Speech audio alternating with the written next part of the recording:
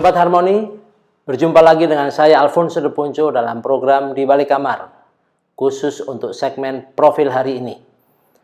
Nah, siapakah sosok public figure yang saya akan angkat dan kemudian saya akan elaborasikan karakter dan juga kelebihannya?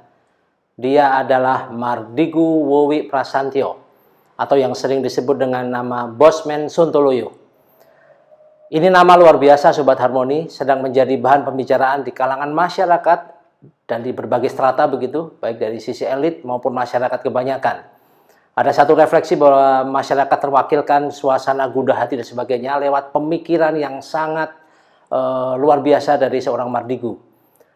Nah, lebih khusus lagi saya akan mengkaitkan profil ini dengan satu fenomena atau satu bahasan aktual tentang pencalonan dirinya atau deklarasi dirinya sebagai calon presiden Republik Indonesia di tahun 2024. Pernyataan ini disampaikan dalam sebuah podcast ketika Mas Mardigu menjadi narasumber dari podcast yang dihelat atau diorkestrasi oleh Anang Hermansyah.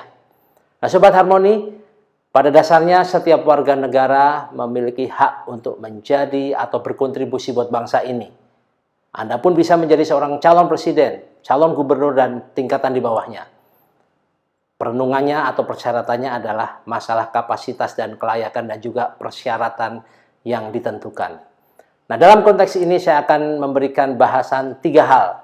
Ini terkait dengan personality assessment atau karakter kepribadian dari seorang Mardigu. Yang pertama adalah personal profile, kemudian yang kedua adalah entities profile, dan yang ketiga adalah candidate to job matching analysis. Di dalamnya saya akan memberikan 3 bahasan tentang karakteristik seorang Mardigu. Yang pertama atau sub pertama adalah dari sisi social agility. Kemudian yang kedua interpersonal skill. Dan yang ketiga adalah intrapersonal skill. Baik, saya akan sampai kepada pembahasan yang pertama. Siapakah Mardigu dan karakteristiknya? Secara esensial, Mardigu adalah pribadi yang otoritatif. Dia pribadi yang tegas, target oriented, berani bertanggung jawab untuk apa yang dia yakini, dan dia cenderung menjadi seorang single fighter. Tentu ada kelebihan dan kekurangannya. Nanti kita akan cocokkan dengan skema yang ketiga atau pembahasan yang ketiga, yakni candidate to job matching analysis. Turunan dari itu saya akan memberikan 3 hal tentang karakteristik seorang Mardigu. Kita ketahui bahwa Mardigu adalah pribadi yang taat asas. Ini terbentuk dari sejak dia masa kecil dulu begitu. Karena memang secara teori 87% karakter terbentuk sejak usia di bawah 11 tahun. Seringkali saya katakan kepada Anda 3 hal yang menentukannya. Pertama adalah dari sisi belief, keyakinan. Yang kedua adalah pola asuh orang tua.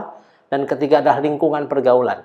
Nah, khusus pola asuh orang tua, Mardigu adalah seorang anak dari bapaknya adalah seorang kapten dari Angkatan Udara begitu.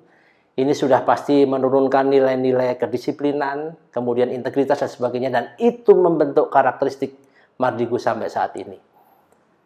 Nah, kemudian yang saya akan sampaikan kepada Anda adalah social agility, yakni bagaimana Mardigu bisa bersosialisasi, kemudian dia bisa cair dalam sebuah pergaulan yang baru. Terminologi social agility adalah kemampuan untuk cair dalam sebuah pergaulan yang baru. Nah, dari sisi ini, Mardigu butuh waktu, Sobat Harmoni. Seseorang yang otoritatif demanding, dia butuh waktu untuk memposisikan diri. Kapan saya harus cair, dia akan melihat dengan siapa dia bicara. Itu satu sisi. Yang kedua, dari sisi intrapersonal skill. Kemampuan untuk memahami siapa dirinya sendiri. Nah, dari sisi ini, Mardigu sangat memahami dirinya. Kemampuannya, kapasitasnya, kalau kita bilang SWOT analisis, dia sangat tahu itu. Kemudian yang ketiga adalah interpersonal skill, kemampuan untuk memahami orang lain. Nah, di sisi ini ada kaitannya dengan karakter Mardigu sebagai seorang yang otoritatif. Dia cenderung akan melakukan apapun yang dia yakini dan dia abaikan orang lain yang punya pendapat sejauh ini dianggap paling benar. Apakah ini baik? Baik tentunya untuk sesuatu tugas yang harus segera direalisasikan pencapaiannya. Mardigu pribadi yang target oriented. Nah, kemudian dalam konteks hari-hari ini, saya sering juga melihat, mendengar, dan juga menyaksamakan konsep-konsep Mas Mardigu. Kalau saya boleh sebut, dia adalah man of breakthrough, pribadi yang punya terobosan, pribadi yang thinking out of the box. keluar dari pemikiran yang lazim begitu. Ada 3 hal yang dia formulasikan. Pertama adalah there is no alternative. Kalau sederhananya adalah bagaimana dana-dana pihak ketiga yang diperbankan dalam bentuk deposito atau simpanan apapun tidak usah dikasih bunga. Akhirnya meniscayakan dana-dana itu akan ditarik dan kemudian diguyurkan ke sektor real supaya masyarakat bisa mendapatkan pekerjaan, kemudian ekonomi bertumbuh dan sebagainya. Kemudian yang kedua adalah printing money. Printing money.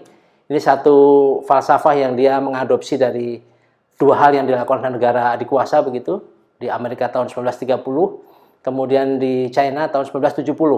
Dia lihat bahwa printing money layak untuk dikedepankan supaya Indonesia tidak bergantung pada utang luar negeri. Kemudian yang ketiga adalah konsep sovereign wealth fund.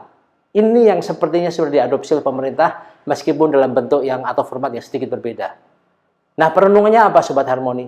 Mardigu mempunyai kapasitas besar untuk menjadi seorang pemimpin dengan kapasitas empiris yang dimilikinya.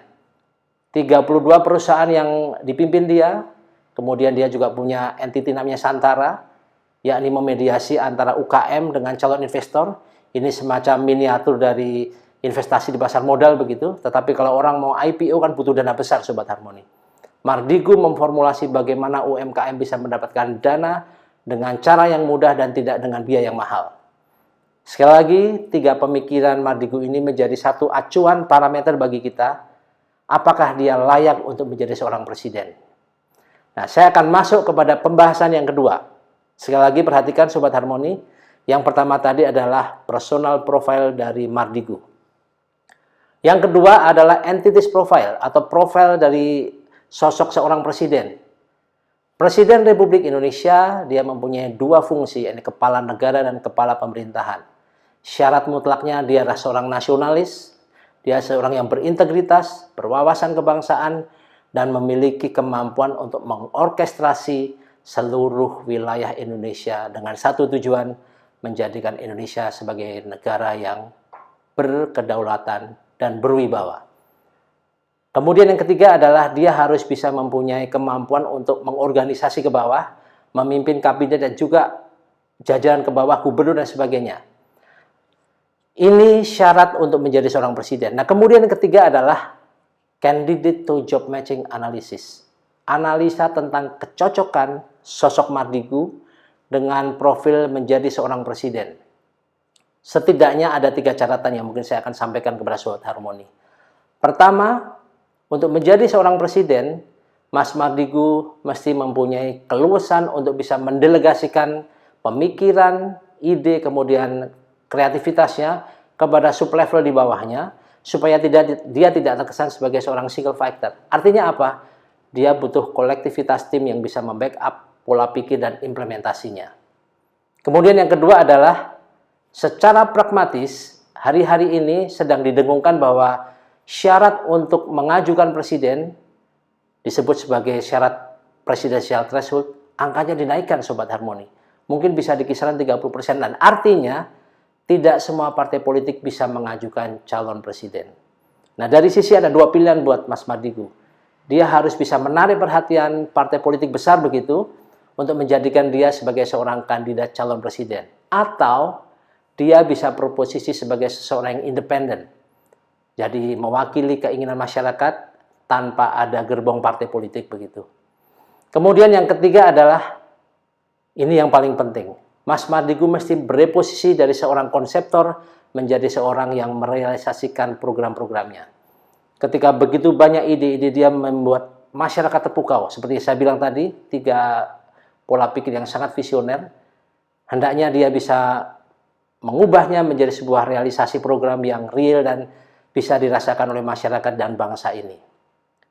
Sekali lagi Sobat Harmoni, secara ilmu harmoni ini adalah satu terobosan yang luar biasa ketika seorang anak bangsa dengan kemampuan yang luar biasa berani mendeklarasikan diri sebagai seorang calon presiden.